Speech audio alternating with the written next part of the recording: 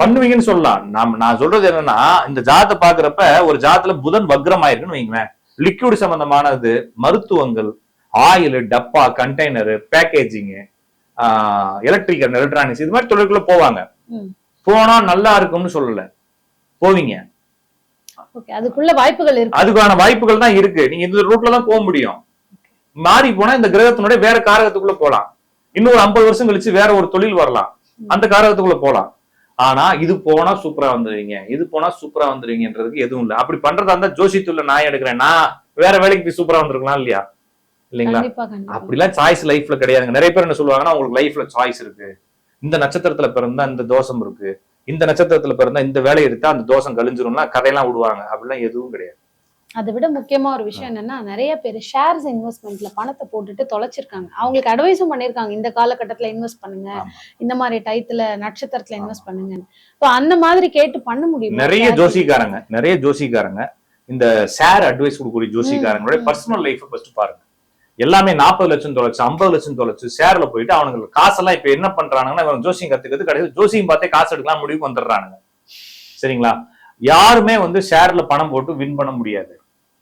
ஒரு ஜாதகத்துல செவ்வாய் வக்ரம் பரிவர்த்தனை விளிம்புல இருந்தாலோ, செவ்வாய் ஆட்சி உச்ச நீச்சத்துல இருந்தால்தான் அவங்க ஷேருக்குள்ளேயே போவாங்க. அந்த ஆசையே வரும். அதுக்குள்ள போனா அவங்க தொட்டான் கெட்டான் அப்படின்ற மாதிரி ஒரு பழமொழி சொல்லுவாங்க இல்லைங்களா? அது தொட்டானே கெட்டு போயிட்டான்னு அர்த்தம். அப்ப ஷேரை யாரு தொட்டாலும் கெட்டு போயிடுவாங்க. ஷேர் யாருக்கு உதவும் அப்படின்னா, யாரு போட்டிருக்கானோ. இப்ப டாடா ஷேர் வாங்குறோம், டாடா கம்பெனிக்காரங்க மட்டும் தான் உதவும்.